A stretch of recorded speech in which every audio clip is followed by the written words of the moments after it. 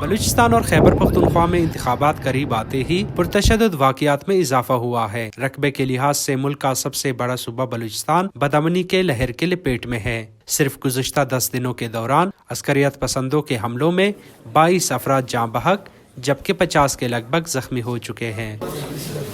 حکام کے مطابق کوئٹہ سمیت صوبے کے 10 سے زائد اضلاع میں انتخابی امیدواروں، ان کے دفاتر، ریلیوں، مجوزہ پولنگ سٹیشنز اور سرکاری تنصیبات پر 30 سے زائد دستی بم حملے کیے گئے۔ صوبے میں حالیہ بدامنی کے واقعات کے بعد صوبائی دارالحکومت کوئٹہ میں تھریٹ الرٹ جاری کرتے ہوئے حکومت نے کل عام سیاسی جلسے جلوسوں پر پابندی عائد کر دی اور امیدواروں کو اپنی سیاسی سرگرمیاں محدود کرنے کی ہدایات جاری کر دی ہے۔ ہم نے یہ بالکل ہدایات جاری کر دی ہیں کہ تھرو اپنے کمشنرز اور ڈپٹی کمشنر صاحبان اور پولیس کے ڈی آئی جی صاحبان سب کے تھرو جو ہمارے کینڈیڈیٹس ہیں کہ ان کو بالکل اپنی محدود کریں اپنی ایکٹیویٹیز۔ 29 جنوری کو دربولان اور مچ میں عسکریت پسندوں کے حملوں اور اس میں بڑے پیمانے پر جانی نقصان کے واقعات نے بھی امن و امان کے حوالے سے خدشات کو جنم دیا ہے۔ بلوچستان کے سینئر صحافی اور تجزیہ نگار شہزادہ ذوالفقار کہتے ہیں کہ دہشت گردی کے واقعات امیدواروں اور ووٹرز کے لیے خوف و ہراس کا باعث بن رہے ہیں۔ چاہے بلیدہ میں ہو، چاہے کوئٹہ میں ہو، چاہے اور قلعہ عبداللہ میں ایک واقعہ ہوا، تو یہ چیزیں الیکشن پہ اس کے اثرات پڑتے ہیں، لوگوں میں خوف ہراس پھیلتا ہے۔ ڈیپینڈ کیا جاتا ہے کہ گورنمنٹ کیا میجرز لیتی ہے۔ بلوچستان میں سب سے زیادہ حملے پاکستان پیپلز پارٹی کے امیدواروں اور دفاتر پر ہوئے۔ خطرات کے باوجود پیپلز پارٹی کے امیدوار اپنی انتخابی مہم جاری رکھے ہوئے ہیں۔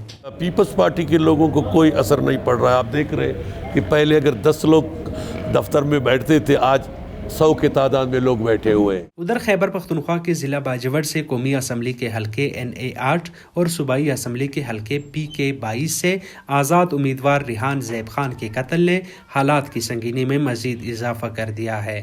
پشاور کے سینئر صحافی لحاظ علی کا کہنا ہے کہ خیبر پختونخوا کے جنوبی اضلاع لکی مروت، ڈیرہ اسماعیل خان، ٹانک، بنو، شمالی اور جنوبی وزیرستان میں بھی سیکیورٹی کے شدید خطرات موجود ہے۔ الیکشن کمیشن آف پاکستان نے سیکیورٹی کے حوالے سے جو ذمہ داریاں انہوں نے نبھانی تھی وہ تاحال نہیں نبھائی جا سکی۔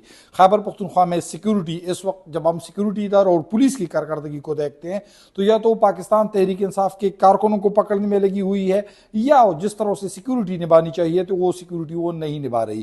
یہی وجہ ہے کہ خدشہ ہے کہ خیبر پختونخوا کی جو جنوبی اضلاع ہے، جو لکی مروت، ٹانک اور اس کے علاوہ ڈیرہ اسماعیل خان، وہاں پر دہشت گردی کی مزید واقعات کا خدشہ ہے۔ اس کے علاوہ جو خیبر پختونخوا کے قبائلی اضلاع ہیں جن میں مومند اور باجوڑ اور خیبر بھی شامل ہیں، وہاں پر بھی جو ملیٹنٹ آرگنائزیشن ہے وہ امیدواروں اس کے علاوہ جو دیگر سیاسی رہنما ان کو بھی نشانہ بنا سکتے ہیں۔ سیاسی مبصرین کہتے ہیں کہ دونوں صوبے اپنے جغرافیے کی وجہ سے بدامنی سے زیادہ متاثر ہیں۔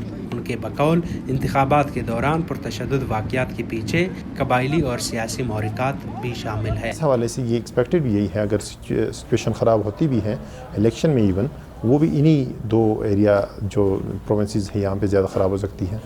اور اسپیشلی ابھی جو افغانستان میں طالبان کے آنے کے بعد یا پھر ایران کے ساتھ جو کچھ اس طرح کی وہ نان اسٹیٹ جو یا گروپس ہیں وہ وہاں پہ بھی واقعات کرتے ہیں اور ان ایریاز میں بھی وہ ایکٹیو ہیں۔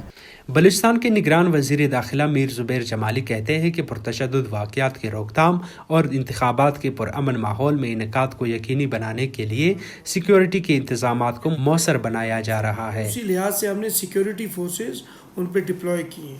اے ایریا میں ہمارے پاس جو ہے وہ پولیس ہے اور بی ایریا اسی کے ساتھ ہی سائملٹینیسلی لیویز کا ایریا ہے۔ ان کے ساتھ ہمارے ساتھ ہوں گی پاکستان کی آرمی بھی ہمارے ساتھ ہوں گے اور ان کے ساتھ ساتھ کوئک ریئیکشن فورس کے رول پہ بھی یہ ہوں گے اور ہماری جو FC فورس ہے پیراملٹری فورسز وہ بھی ہمارے ساتھ ہوگی۔